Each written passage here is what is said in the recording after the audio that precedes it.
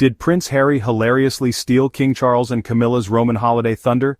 I was surprised to see that most of the royal reporters traveled to Italy for King Charles and Queen Camilla's Roman holiday.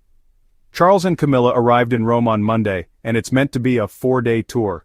They had a busy day on Tuesday, visiting the Colosseum and witnessing some kind of flyover. Well, I'm sure the British media dutifully covered it all, but CC's Roman holiday barely got any international coverage. In fact, it actually seems like a lot of the royal reporters are extremely pissed that they weren't in London for Prince Harry's surprise appearance in court on Tuesday. I saw lots of clips from British live broadcasts, where they were giving so much space to Harry's court appearance, his security case, and just his presence in London. They treated it like an unfolding breaking news event. You know Charles and Camilla are royally pissed, but as I said, the royal reporters are incandescent as well. Thus, they're all writing passive-aggressive, "How dare he," pieces from Rome. From the Telegraph, British diplomats watched with satisfaction as the king embarked on his overseas duties, with soft power in action to smooth the path of defense partnerships, trade, and that all-important European goodwill. Meanwhile, in London, the Duke of Sussex arrived at court.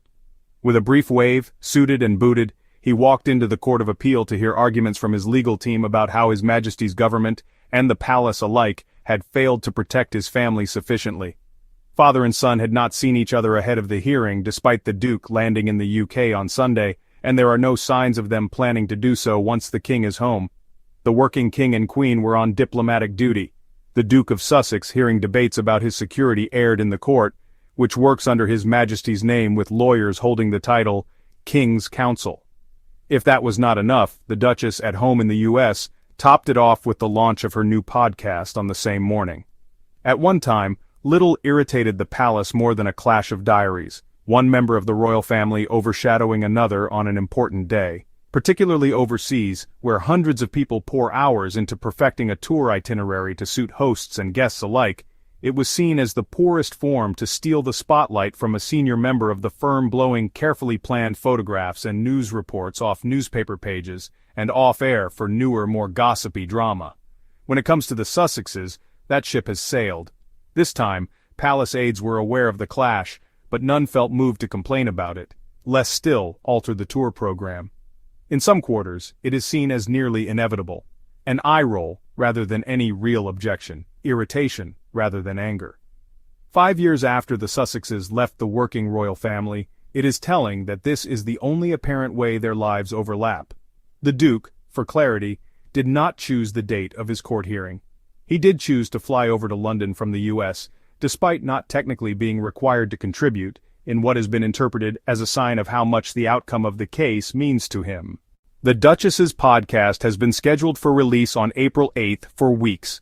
As the Court of Appeal heard arguments that the Sussexes felt forced to step back from their royal roles because they were not being protected by the institution, the king and queen kept calm and carried on. After all, it is far from the first time that Sussex-related activities have threatened to knock the royal family off course. Of course we're not mad. Don't put it in the Telegraph that we're mad, the courtiers huffed, watching the entire media apparatus's breaking news coverage of Harry's court appearance. To be fair, Charles and Camilla could be overshadowed by a plate of undercooked lasagna. The British media was never going to devote much time or energy towards Charles and Camilla staggering around Italy for 4 days. But the British media wants it both ways.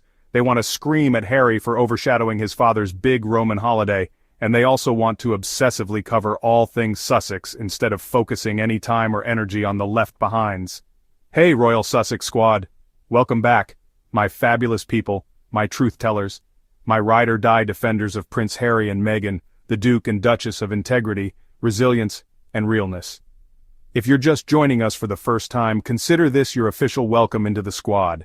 And if you're a regular, you already know how we do. We speak truth, we spill tea, and we do not tolerate the royal rota's foolishness, period. Be sure to hit that subscribe button and tap the bell so you never miss a drop of this royal realness.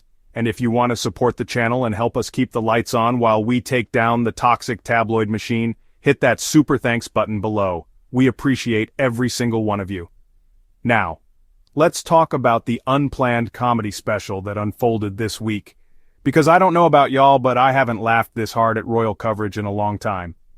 King Charles and Queen Camilla were supposed to be having their big, dignified, diplomatic Roman holiday. It was meant to be a moment. You know the kind. Photo ops at the Colosseum. Waving to carefully curated crowds, maybe even a pasta plate or two. British soft power in action.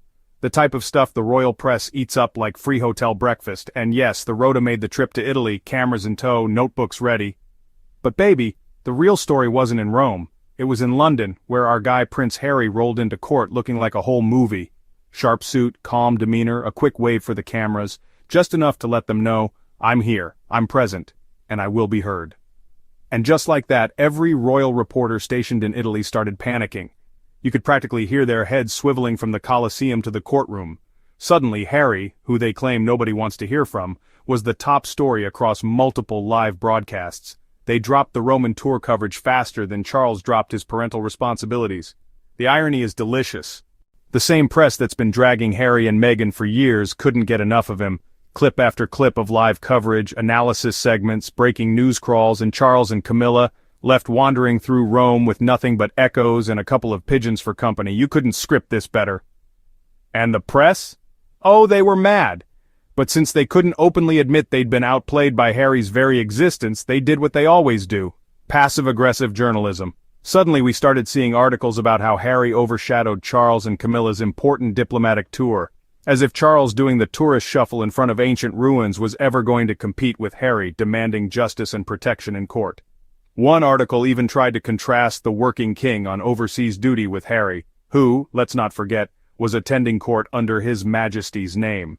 In a courtroom where the lawyers are literally called King's Counsel, you cannot make this up. And let me tell you something else. They tried to act like this court appearance was some kind of deliberate sabotage, but Harry didn't choose the court date. The court system chose it. He simply showed up because he cares enough to fight for the safety of his wife and kids. He wasn't required to be there, but he wanted to be there. That's called showing up with purpose. That's called a man of conviction. And while all this was going down across the pond in sunny California, our girl Meghan was making her own power move, dropping the first episode of her brand new podcast, timed perfectly, not to cause drama, but because that's when it was always scheduled. But oh, the British media couldn't take it. It was too much winning from the Sussexes in one day, Harry commanding headlines in court, Meghan reclaiming her voice in a new audio series.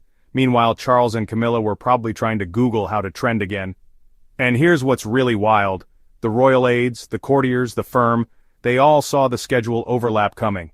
But they didn't complain. Why? Because they know they can't win this PR war. They didn't dare ask Harry to reschedule. They didn't even try to delay the court appearance. Because deep down, they know that whatever Harry and Meghan do will always eclipse the House of Bland. Remember when the palace used to get all up in arms about clashing diaries? When one royal would dare have an event that might outshine another's? Well, when it comes to Harry and Meghan, that ship sailed years ago. The media can cry about it, but the truth is the monarchy can't compete, not with authenticity, not with purpose, not with love. Now let's talk about the security issue for a minute. This isn't just some legal drama, this is about a father choosing not to protect his son. Charles could have fixed this. He could have ensured Harry and his family were safe in the UK, but he didn't. He left that door wide open for danger, and now, every court case is a reflection of his failure. Charles wanted Harry gone, but he didn't expect that Harry would go on to live a life filled with love, success, and global support. He thought Harry would fade away. Instead, Harry's light shines brighter than ever. And Charles is getting overshadowed by court hearings and podcast launches. The disrespect isn't from Harry, it's the karma Charles summoned with his own selfish decisions. And can we talk about this laughable quote? One article said it's bad form to steal the spotlight from senior members of the firm, especially overseas. Baby, especially overseas, what are we talking about here? Harry didn't steal the spotlight. The spotlight follows Harry because he earned it, through truth, through advocacy, through standing up for what's right when the rest of that family was hiding behind palace walls and PR spin.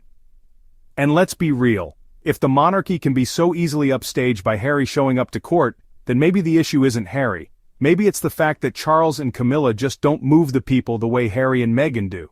Meghan speaks and the world listens. Harry shows up and the press can't look away. That's power. That's presence. That's relevance. And it burns the British media to admit it. So yeah, Prince Harry hilariously, effortlessly, and unintentionally stole the thunder from Charles and Camilla's Roman holiday. Not by scheming, not by plotting, but by simply existing and showing up with purpose. That's what scares them. That's what rattles the palace to its foundations. And honestly, it couldn't happen to more deserving people, because for years, Charles let the media dogpile his son. He let Meghan be vilified. And now, the chickens are coming home to roost, with cameras rolling and headlines blazing, and all Charles can do is pose by a monument and hope someone's still watching. And that, my lovely squad, is the tea. That's the truth the Roto won't tell you. So if you loved this breakdown, make sure you hit that like button and smash that subscribe if you haven't already.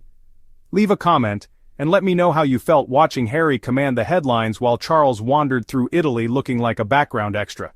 And if you want to support this channel and keep the Royal Sussex squad thriving, hit that super thanks button below.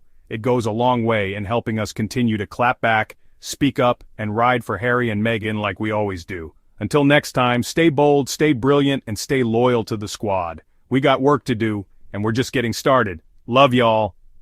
Particularly overseas, where hundreds of people pour hours into perfecting a tour itinerary to suit hosts and guests alike, it was seen as the poorest form to steal the spotlight from a senior member of the firm. Somewhere, someone is playing the tiniest colonizer violin in the world. It's even funnier because the whole point of Harry's security fight is that Charles is perfectly capable of ensuring the Sussexes' full protection for every visit. Charles could have stopped this whole issue years ago but chose not to, because he doesn't want Harry to feel comfortable or safe in the UK. So, yeah, it's funny that Charles's shitty behavior continuously comes back to bite him on the royal bum.